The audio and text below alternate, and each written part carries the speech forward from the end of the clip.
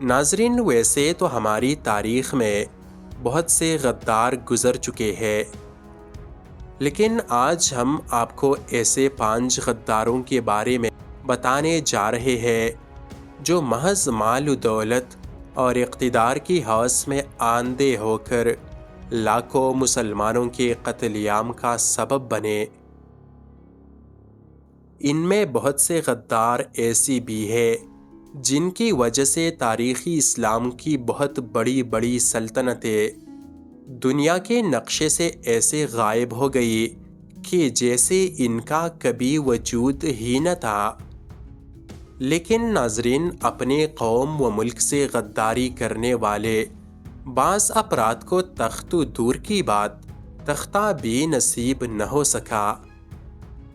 ان کا بھیانک انجام رہتی دنیا تک یہ پیغام دیتا رہے گا کہ اپنی ہی قوم کے ساتھ غداری کرنے والوں کے ساتھ قدرت کتنا بھیانک انتقام لیتی ہے۔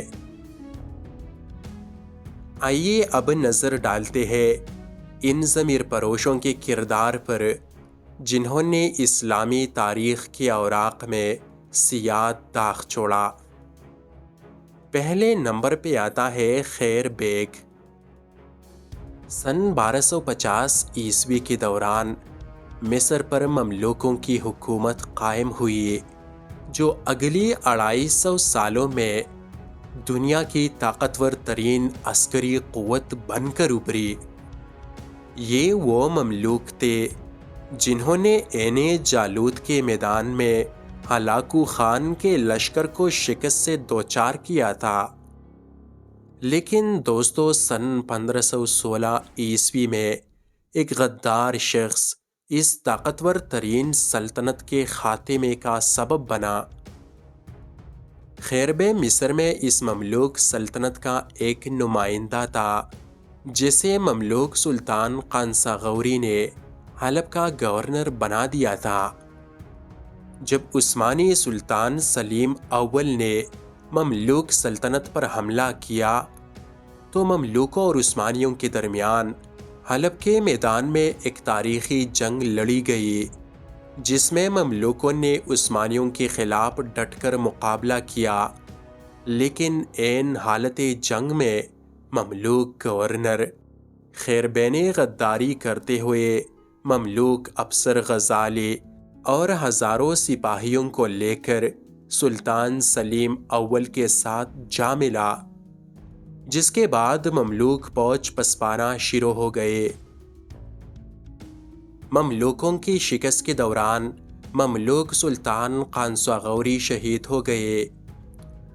قاہرہ کی فتح کے بعد جب نائب سلطان تومان بے کو گرفتار کر کے سلطان سلیم کے سامنے لایا گیا تو سلطان سلیم نے مملوک سلطان سے نہایت عزت والا سلوک کیا، لیکن خیربے نے عثمانی سلطان کے کان بھرنا شروع کر دیے کہ تومان بے بغاوت کے لیے فوج جمع کر رہا ہے، جس کے بعد 17 اپریل 1517 میں مملوکوں کے آخری سلطان کو پھانسی دے دی گئی۔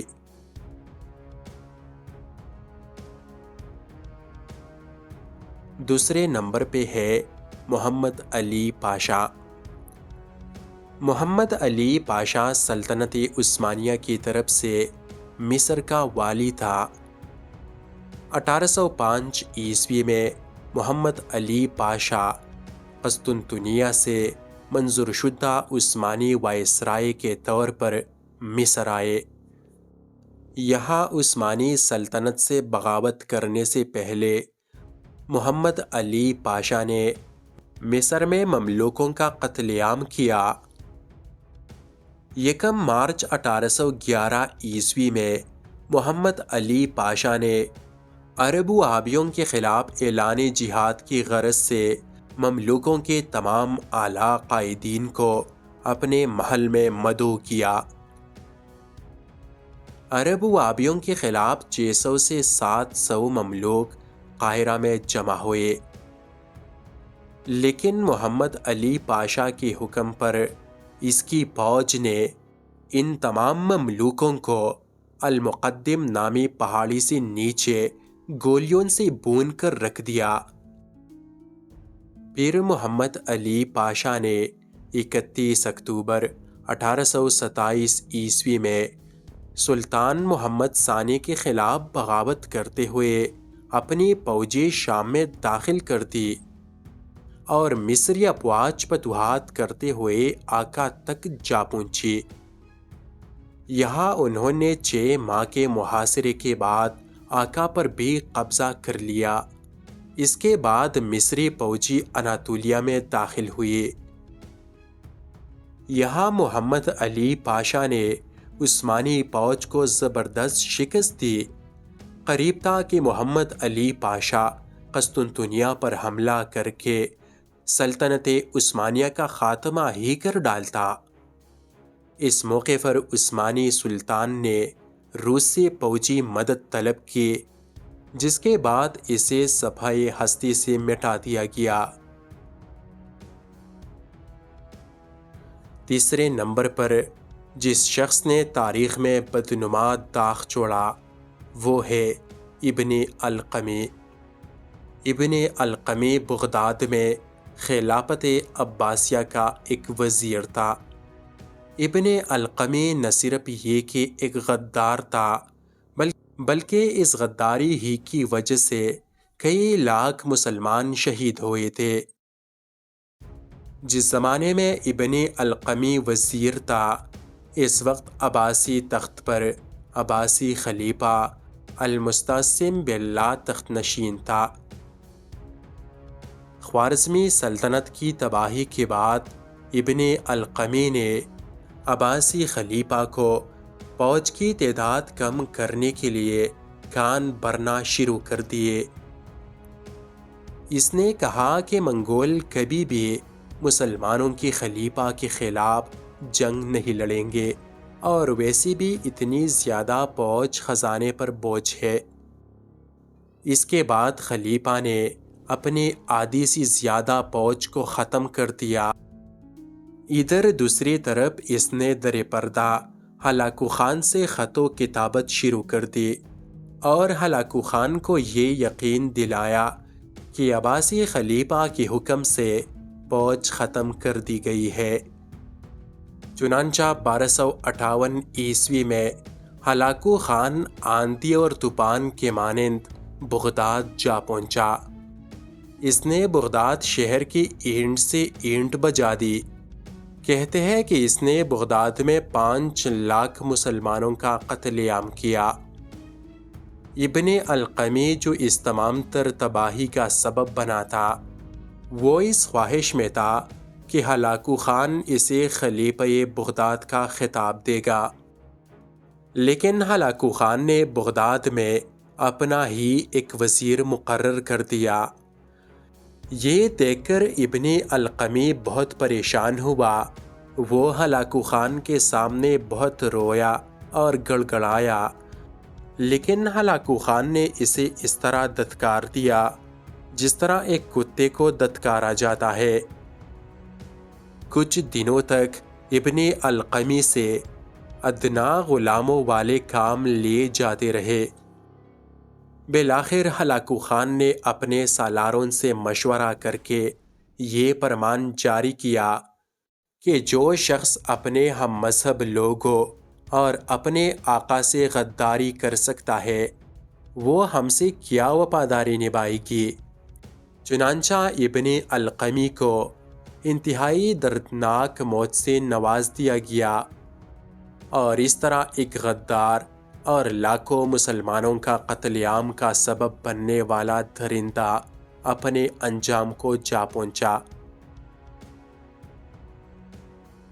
چوتھے نمبر پہ آتا ہے ابو عبداللہ۔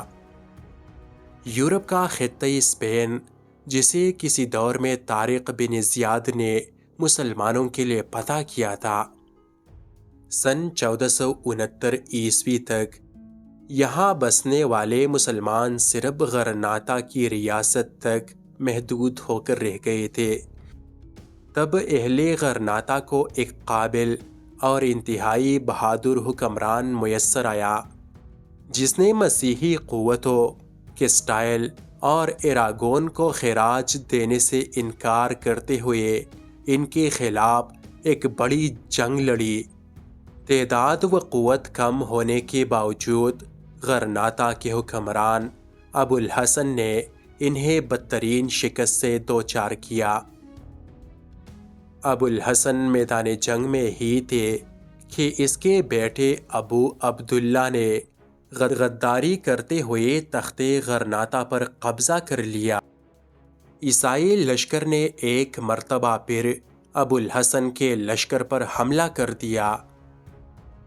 دوسری طرف اس کا بیٹا ابو عبداللہ فرڈینینڈ کا ساتھ دیتے ہوئے اپنے والد کے مقابلے میں آ گئے۔ اپنی ہی بیٹے کی غداری اور بغاوت کو دیکھتے ہوئے ابو الحسن پر فالج کا حملہ ہوا۔ غرناطہ کی ریاست ابو عبداللہ کے ہاتھوں میں آ گئی۔ ابو عبداللہ نے مسیحی طاقتوں سے اس ریاست کا سودا محض ایک چھوٹی سی جاگیر کی عوض کر دیا۔ اس لالچی اور خود غرض انسان کی وجہ سے ہزاروں مسلمان اپنی جانوں سے ہاتھ دھو بیٹھے، اور غرناطہ جیسے زرخیز اور خوبصورت خطہ ہمیشہ کے لیے مسلمانوں کے ہاتھوں سے نکلا۔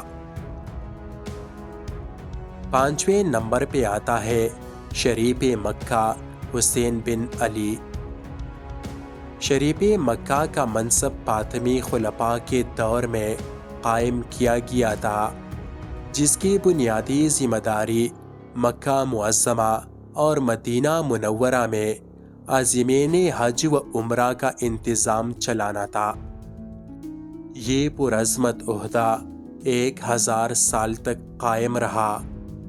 البتہ سب سے آخری بننے والے شریف مکہ کو تاریخ امت اسلامیہ کے سب سے بڑے غدار کے طور پر یاد کرتی ہے، کیونکہ دوستو حسین بن علی جسے سلطنت عثمانیہ کی طرف سے شریف مکہ کا عہدہ دیا گیا تھا، اس نے انگریزوں کے جاسوس لارنس آف عربیہ کا ساتھ دیتے ہوئے عرب قبائل میں قوم پرستی کے جذبات کو ہوا دی اور انہیں عثمانی فوجوں کے خلاف بغاوت پر اکسایا۔ شریف مکہ حسین بن علی یہی شخص تھا جس نے پورے مشرق وسطی سے عثمانی حکومت کا خاتمہ کر کے یہاں برطانوی اور فرانسیسی تسلط قائم کیا۔ شریف مکہ کی ان خدمات کے صلے میں اسے مشرق وسطی کے ایک بہت بڑے حصے کا کٹ پتلی حکمران بنا دیا گیا، لیکن یہ اقتدار عارضی ثابت ہوا۔ سن 1924 عیسوی میں یہ شخص ابن سعود سے شکست کے بعد حسین بن علی نے کئی سال جلاوطن رہ کر گزارے۔ اردن نامی ملک میں آج بھی اقتدار حسین بن علی کے پڑپوتے کے پاس ہے۔